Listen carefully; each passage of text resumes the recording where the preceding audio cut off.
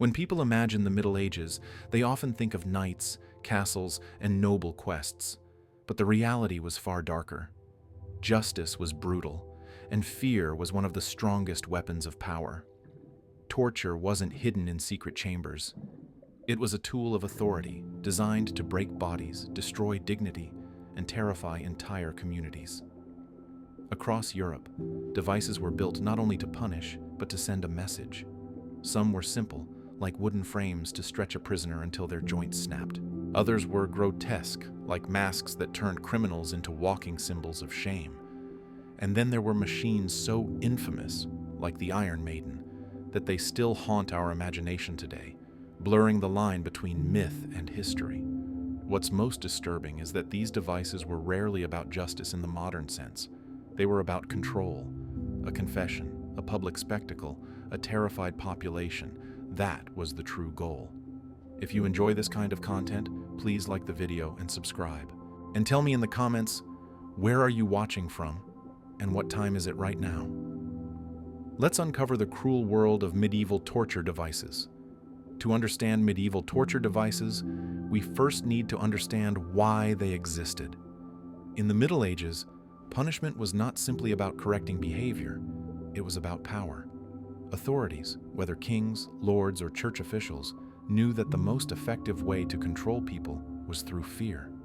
Torture became one of their most visible tools. Medieval justice often operated without the kind of evidence we expect today. Trials by ordeal, plunging a hand into boiling water, carrying red-hot iron, or being submerged in a river, were common. In this worldview, suffering revealed truth, because pain was thought to expose lies. Torture fit perfectly into this logic. A confession pulled from a victim's screams was accepted as proof, no matter how unreliable it truly was. But torture had another purpose: theater. Punishments were public, staged in marketplaces or town squares.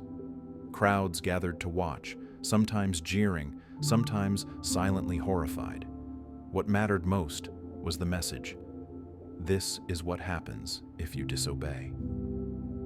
By displaying suffering so openly, rulers reinforced their authority and reminded everyone of the cost of rebellion. It was also deeply psychological. The rack or the wheel didn't just torment the person strapped into it. They terrified everyone watching. Rumors of what happened in dungeons spread even further, magnifying the fear. For most people, the idea of torture was as powerful as the act itself. For rulers, this was efficient. One broken body could keep hundreds in line. For the church, suffering could even be framed as cleansing, pain on earth as a path to saving the soul. And for ordinary citizens, these punishments served as a grim warning. Justice was not a shield, but a weapon. By the time elaborate devices appeared, they weren't just punishments. They were tools of control, engineered to make obedience feel like the only path to survival. When people think of medieval torture, two devices almost always come to mind: the rack and the breaking wheel.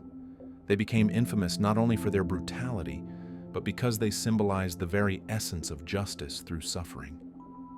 At first glance, the rack was nothing more than a heavy wooden frame fitted with rollers, ropes, and a crank. But in use, it was one of the most terrifying machines ever built. The victim's wrists and ankles were tied, then stretched tighter and tighter as the crank turned. Muscles tore, joints dislocated, and bones popped out of their sockets. Eyewitnesses described the sound of ligaments snapping like dry twigs. The rack was primarily used to force confessions. Under such agony, prisoners would admit to anything: theft, heresy, witchcraft, whether or not it was true. In that sense, the rack wasn't a tool for finding truth. It was a tool for creating obedience, reducing a person to the will of their captors. Survivors were often crippled for life, left as living proof of the state's power. While the rack worked in dungeons, the breaking wheel worked in full view of the public. A condemned person was tied to a massive wooden wheel, limbs spread. An executioner then shattered their bones with an iron bar, one strike at a time. The victim's body twisted unnaturally, bones crushed, until life slowly drained away. Sometimes death was not immediate. Broken and mangled, the condemned might be tied to the wheel and displayed for hours, even days.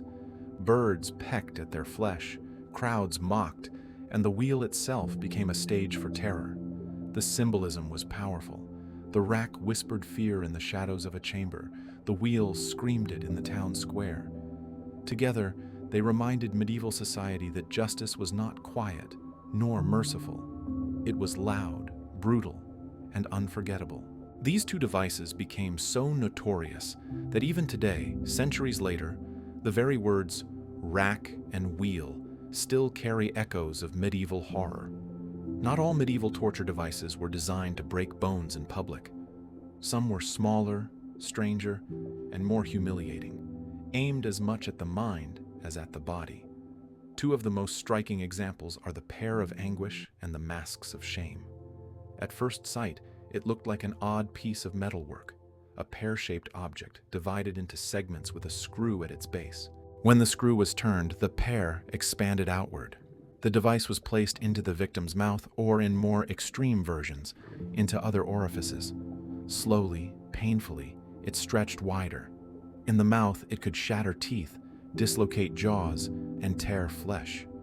Used elsewhere, it inflicted even more horrific injuries. Yet the pear's true cruelty lay in its symbolism. It was invasive, intimate, and humiliating.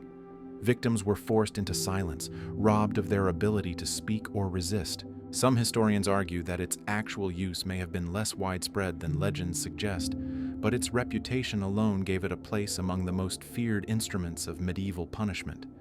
If the pear was about physical intrusion, the masks of shame were about social destruction. Heavy iron masks, forged into grotesque shapes, transformed people into living symbols of ridicule. Some had donkey ears, pig snouts, or monstrous grins. Others included spikes pressing into the tongue if the wearer tried to speak. These masks were often forced onto those accused of gossip, blasphemy, or moral crimes. The punishment was not hidden. The condemned were paraded through streets or forced to stand in public squares. The mask made them both spectacle and warning, mocked by neighbors, burdened by pain, stripped of dignity. Together, the pear of anguish and the masks of shame reveal an important truth about medieval cruelty. Not every punishment was about death. Some were about silencing, humiliating, and controlling through shame. In many cases, the psychological scars outlasted the physical ones. These bizarre devices remind us that power in the Middle Ages was enforced in many ways, sometimes with iron and spikes, sometimes with laughter and ridicule, but always with fear. Among all the supposed torture devices of the Middle Ages, none has captured the imagination quite like the Iron Maiden. Often described as a coffin-shaped sarcophagus lined with spikes, it is said to have closed slowly around its victim, piercing flesh without striking vital organs. The victim would remain trapped inside, bleeding slowly, terrified in darkness, sometimes for hours before death. The image is haunting, a human-shaped coffin, cruelly designed to turn the very act of confinement into agony.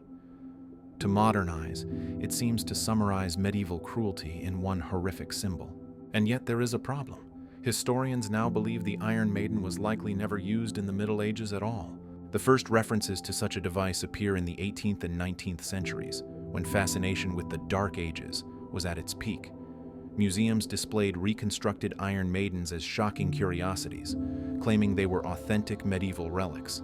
Writers and sensationalists used them as proof of a barbaric past, cementing their place in popular imagination. Does this mean the Middle Ages were innocent of such horrors? Not at all.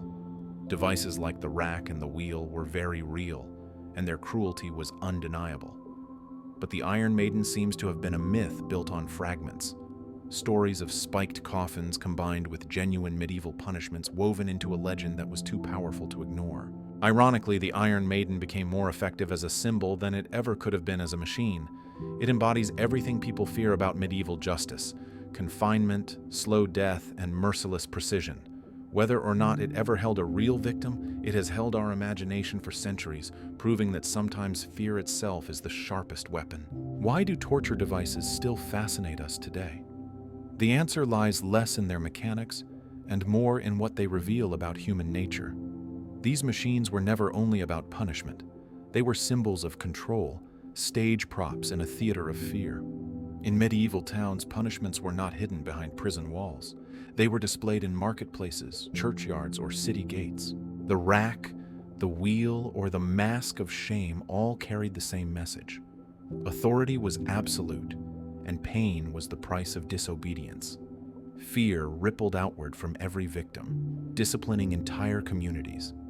Centuries later, these devices still capture our imagination because they embody extremes of cruelty and power. Museums showcase them as relics, writers describe them in gruesome detail, and filmmakers use them as shorthand for medieval brutality. Even myths, like the Iron Maiden, continue to thrive because they fit so perfectly into our idea of a dark past.